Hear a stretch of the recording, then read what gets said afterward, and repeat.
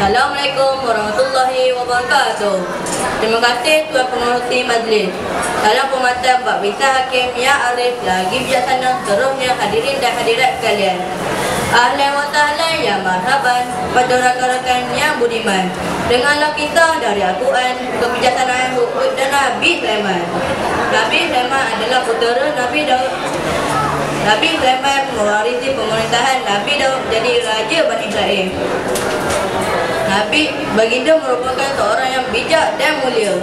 Nabi Sulaiman mempunyai mukjizat yang hebat, iaitu memahami bahasa haiwan, memerintah jin serta angin. Segala keistimewaan ini digunakan oleh Nabi Sulaiman untuk berdakwah serta membuat kebaikan. Firman Allah dalam surah An-Nahl ayat 15. A'udzubillahi minasyaitonirrajim.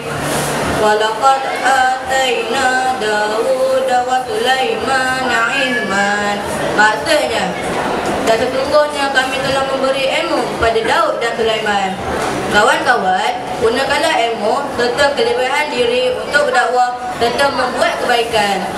Angkasawan negara Datuk Syekh Muzaffar Hugo telah berkongsi ilmu dan pengalamannya semasa berada di angkasa serta menjalankan kajian sains yang akan memberi manfaat kepada kehidupan manusia. Hadirin pendengar sekalian, satu ketika Nabi Sulaiman bermusafir ke Yaman. Setibanya di sana, iaitu ibu kota Yaman, Nabi Sulaiman memanggil burung hudhud untuk diarahkan mencari sumber air. Namun, burung hudhud itu tidak kelihatan.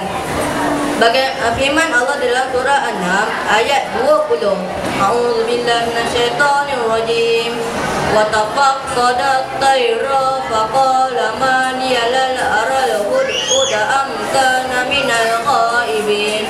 Maksudnya, dan dia memeriksa burung-burung lalu berkata, mengapa aku tidak melihat burung hudhud? Adakah dia termasuk yang tidak hadir?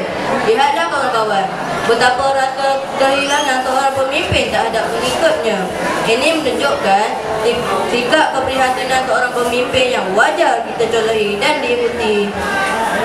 Selain itu, kita perlulah bersabar dan jangan membuat keputusan tanpa fikir akibatnya.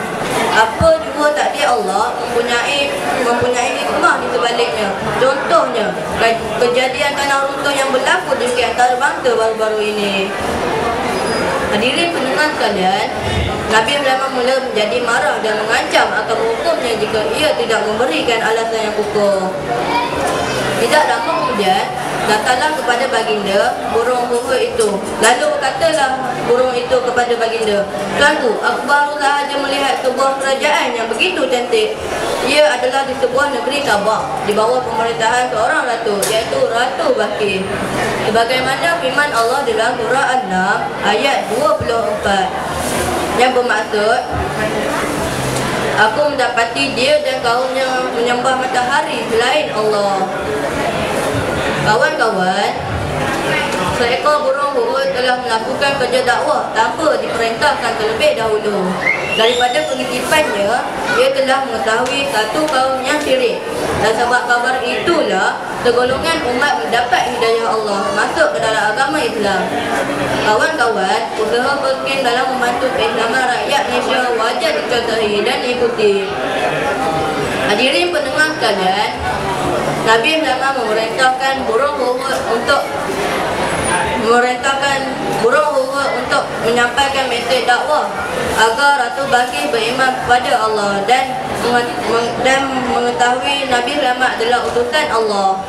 Firman Allah dalam surah An-Nahl ayat 28 yang bermaksud, "Pergilah engkau burung hudhud, bawa suratku ini dan campakkan pada mereka, Ratu Balqis dan kaumnya." Hadirin pendengar sekalian, Ratu memilih untuk tidak berperang. Peperangan bawa kemusnahan, utusan dihantar bawa hiasan, moga lunakkan hati Sulaiman. Namun, apa yang berlaku ya kawan-kawan?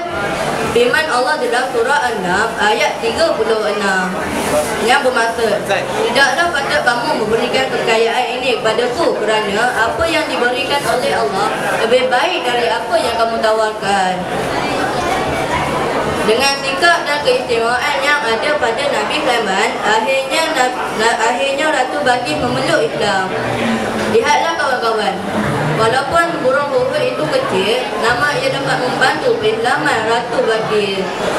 Ia bukan sahaja penolong Nabi Sulaiman dalam mencari makanan, malah membantu penyebaran agama Islam. Burung huruf mempunyai sikap keberanian yang kuat dan pandai mencari peluang dalam menyampaikan dakwah. Kawan-kawan, usaha Munir TV Al-Hijrah dalam menyampaikan mesej, dalam menyampaikan dakwah wajib dicontohi dan diikuti. Sampai di sini sajalah cerita yang saya dapat sampaikan. Semoga anda mendapat iktifah dan pengajaran dari cerita yang saya sampaikan. Sekian, wabillahi taufiq wa hidayah. Assalamualaikum warahmatullahi wabarakatuh.